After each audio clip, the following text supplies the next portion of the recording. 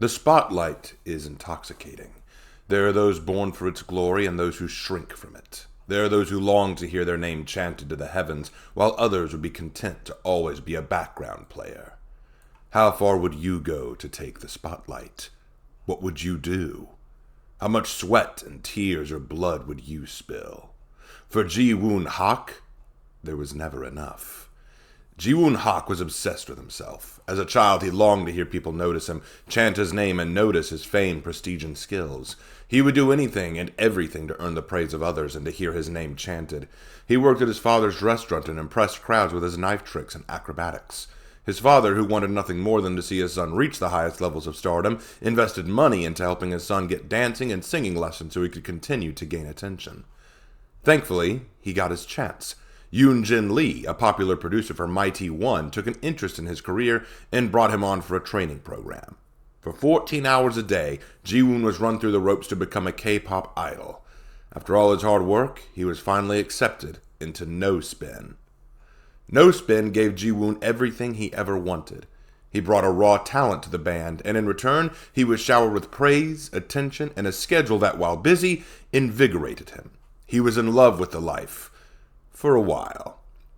But as time went on, he began to grow dissatisfied. His fans weren't just his. Their attention was split between the 5 members of No Spin. He was having to share the spotlight, and that wouldn't do. But Ji-woon never let on his real feelings. He hid his disdain well. However, one afternoon he returned from his lunch break to discover a twist of fate. An electrical fire had broken out in the recording studio, and all of No Spin, besides himself, was still inside. A large dislodged speaker tower was blocking the door. All he'd have to do was remove it and free his desperate bandmates. He could hear them screaming behind the doors. He ran to the speakers to grab them. He shouted their names to let them know he was there. They heard him and shouted out to him. He began grabbing the fallen speakers to remove them and save his bandmates, but then stopped. He heard them. They were chanting his name. Ji-woon. Ji-woon. Ji-woon. He stepped back, basking in it. He'd never heard such a beautiful sound before. It was unlike any other cheer he'd ever heard. It wasn't just appreciation or admiration. It was unquestionable and absolute desire. They wanted him. They needed him. It was the chanting of absolute and beautiful desperation he'd longed for his whole life. When the fire crew found him outside, his tears were genuine, as he was overcome by emotion. No one knew the truth behind the deaths of the bandmates. While the fire was confirmed to have been an accident, everyone believed Ji-woon had tried to save his fellow band members, and as a result, he was hailed as a tragic figure which only boosted his stardom. With Yoon-jin Lee's help, Ji-woon was rebranded as the Trickster, a solo artist with a wild exterior but a compassionate heart. Through this, the Trickster obtained all new fame and glory, and yet none of it compared to that night when his bandmates had died in the fire. He needed that again. That screaming. That pleading. He needed death. He started by abducting people who lived alone, taking them to private warehouses where he could torture them for hours, basking in the fear in their eyes and faces. But it wasn't enough. He wanted to hear them. He experimented and learned how to cut and slash in just the right places to create different screams, shrieks, and sounds.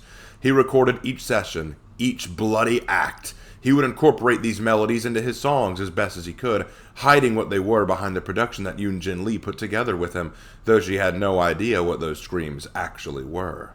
She merely assumed they were his artistic and edgy insertions. But it still wasn't enough. One victim at a time was too little. He had to expand. He had to make the world recognize him. He left clues and trophies behind. In one of his more audacious moves, he killed a fan he met at a VIP meetup.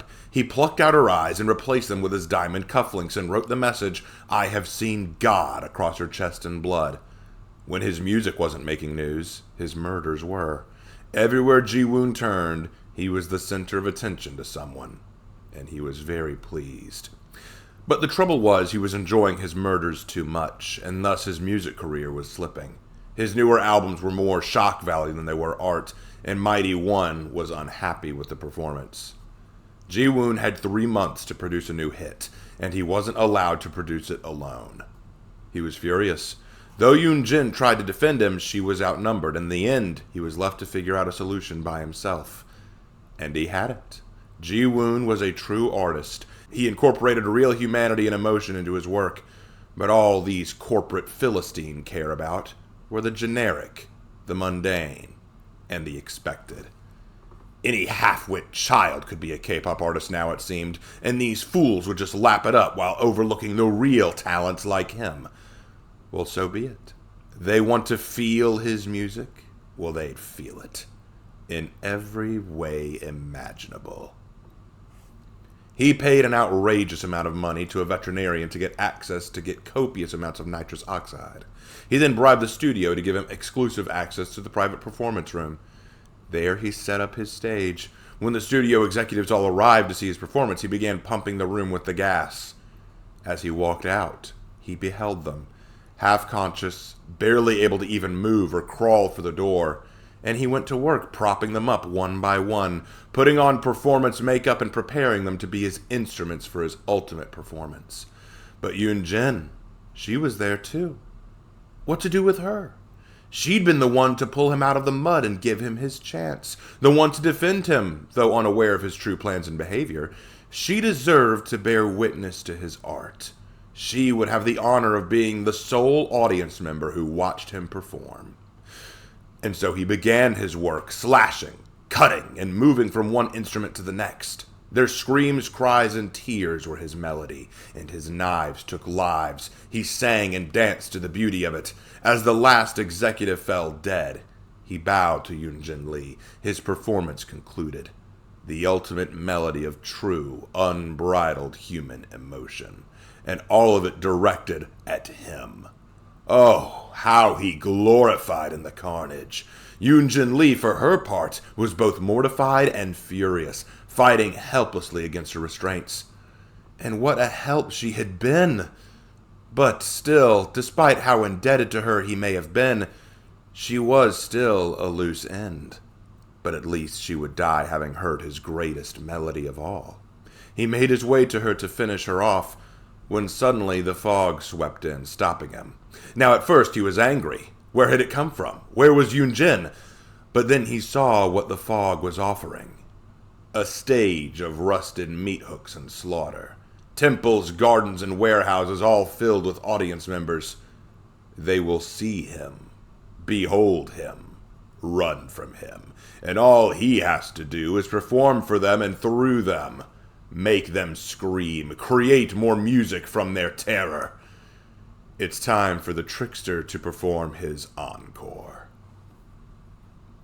Now, I actually really like the Trickster's lore. I compare it actually to the Doctor's lore, in which a brilliant and talented individual's view of the world is incredibly warped. But where the Doctor saw humans as test subjects to be experimented on, the Trickster sees humans as his audience and his instruments. The Trickster is a grade A narcissist, in love with who he is and what he does. But self-love is meaningless without people to love him too. In his mind, he is the most important, most talented, and most valuable person on the planet. And thus, it is the duty of everyone in the world to adore him and what he does. They either have the pleasure of being his audience, or the honor of being his instrument of music. In his eyes, the screams for mercy from his victims are melodious because they are desperate cries to him. Ji-woon lacks any empathy for others, and as such feels no shame in harming them. But what is interesting is I don't think he was always like that. Remember, he started to rescue his bandmates in No Spin before when the fire first came out, until he heard their screams for him. His narcissism overruled his empathy. And I think deep down, Ji-woon was an egotistic boy who needed proper guidance, but his father, who wanted his son to reach stardom, only fostered that narcissistic outlook for his son, and thus helped to dilute and eventually remove any and all human compassion from him. The reason he sees real human emotion in his victim screams is because fear, pain, and terror are all he cares about from others. Yes, the crowds cheer his name and worship him, but that's just because he's so amazing. When they scream for mercy or from pain, it's because they need what he can offer. Now, full disclosure, I personally actually like some K-pop, even some of the male artists like Taeyong, whose song I Need a Girl is absolute fire. I actually consider him the Korean equivalent of Usher, given his style and performance value. Girl, I need a girl. 뭐해도 이쁜 몸매도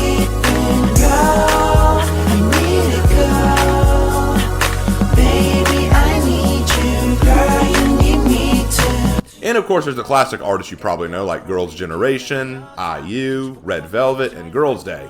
Though I still don't understand the BTS craze. They're not all that special to me, but whatever. To me, what often draws me to a K-pop song is the energy that the song brings and the enjoyment I hear from it. Taeyong in particular is an artist that I genuinely hear a lot of emotion and passion in his songs. Wedding Dress, for example, is a sad piece from the perspective of a man watching the love of his life walk away from him, and he's struggling with that reality, and you hear it in his voice and tone. And even if you don't understand Korean, you can still appreciate the sadness of the song as you hear it.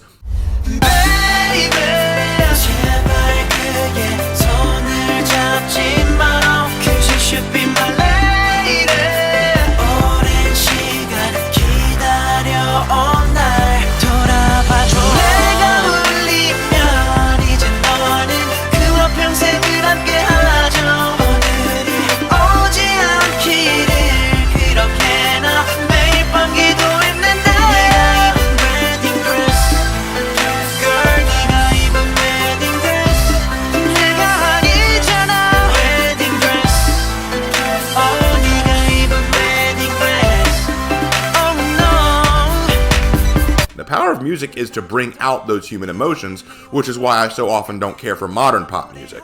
A lot of it does sound generic, artificial, and like it's the same damn song over and over again. Like, take Olivia Rodrigo, the queen of not over her last breakup, or Taylor Swift, the one-woman relationship drama machine. Like, you get my point. Every song nowadays in the pop world just sounds generic, boring, overdone, or it's all shock value. So in a bizarre way, I almost understand the Trickster's outlook on music being artificial and stale, because I feel that too at times. It's an interesting situation when I think YouTube music artists like Jonathan Young, Divide Music, Daddy Fat Snaps, and Amelie can produce better original songs than billion-dollar paid singers do today. I think the only thing I don't like about Trickster is his style. The dude is flamboyant enough to be a JoJo character, which is funny because while some K-pop stars do get a bit out there, I don't see many who willingly go quite this far. But then again, I'm not as deeply entrenched in the genre as some others, so what do I know? But that's enough about talking about the Trickster's lore and K-pop altogether. Let's get on with what you really care about, the powers and perks. So let's do it.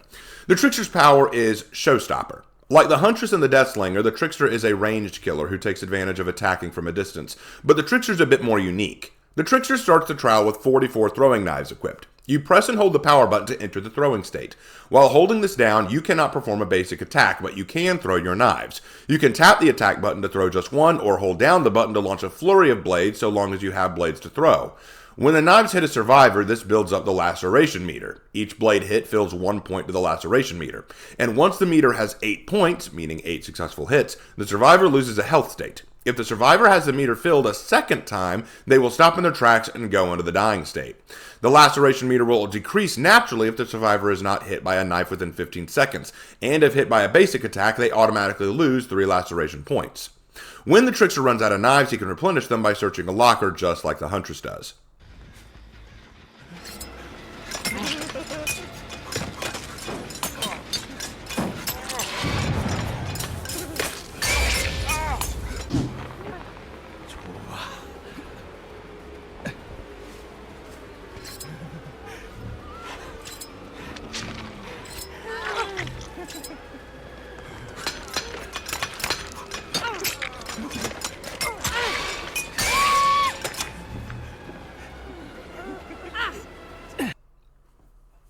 Now, each successful blade strike doesn't just increase the laceration meter, but they also build up the Trickster's secondary power, Main Event. Once the Trickster has landed 8 successful blade strikes, Main Event will be ready to activate, and the Trickster can enter the state by pressing the power button.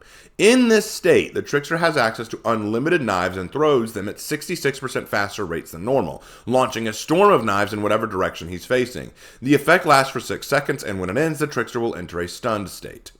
Now, among the ranged killers, the Trickster is probably one of the more irritating to deal with, as the knife throwing he does is absolutely oppressive. Unlike with Deathslinger and Huntress who get one shot and the best tactic with them is just to avoid running in a straight line, the Trickster can adjust his aim as required and has numerous knives to continue harassing the survivor. Plus, once Main Event activates, the survivor is in that much more danger right after being injured. But with that said, his aim is required, and those who aren't good with ranged killers may struggle with the Trickster. But if you don't like his powers, His perks are pretty incredible.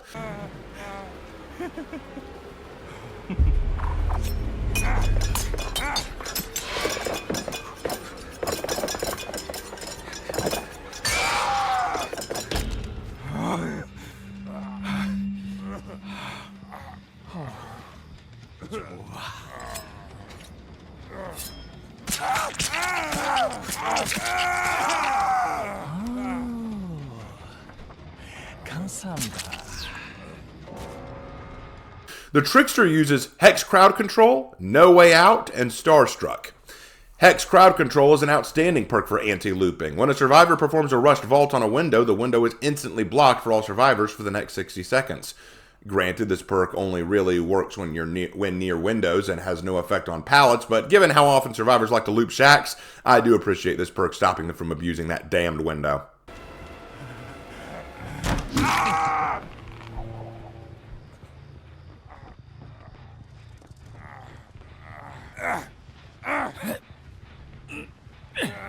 No Way Out is a perk right up there with Blood Warden in terms of giving the killer one last chance to succeed. Each time you hook a survivor for the first time, this perk gains a token for up to 4 tokens. When the exit gates are powered up, when a survivor tries to interact with that exit gate, you are given a noise notification and the exit gate is blocked for 12 seconds, with an extra 12 seconds added on for each token on the perk, for a maximum of 60 seconds. Combine this perk with No One Escapes Death and Blood Warden, you can make sure the survivors never get out. Oh, this perk is fun to run.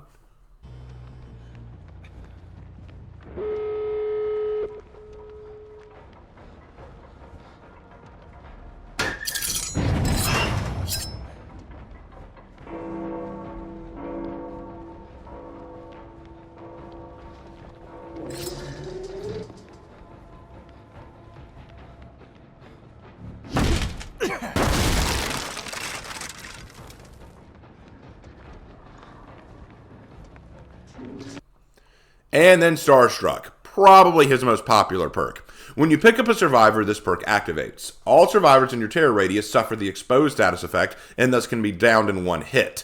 This effect persists for up to 30 seconds after leaving your terror radius. Once you hook a survivor or drop them, the perk deactivates. But the exposed effect will last an extra 30 seconds for anyone who remained in your terror radius at the time. Combine this perk with True Grit and Agitation, and you'll find that no survivor will ever want to get in your way while carrying a victim. It is a great way to prevent altruism or interference where survivors try to body block or sabo a hook. You can throw in Lightborn too to prevent flash life saves, and quite frankly, you'll be a nightmare to the surviving team. And that wraps up the Korean all-kill chapter of Dead by Daylight, a chapter with a killer and survivor that I really like from a lore, power, and perk perspective. But now we enter a new chapter of DBD, one that I'm sadly woefully underprepared for. We begin the first Resident Evil chapter with survivors Jill Valentine and Leon Kennedy, and the killer, Nemesis. I confess, I am not as familiar with Resident Evil, just like I wasn't familiar with Silent Hill. But I will do some research and some grinding, and hopefully I'll be able to do this chapter justice. But that's all for next time in the fog. Take care.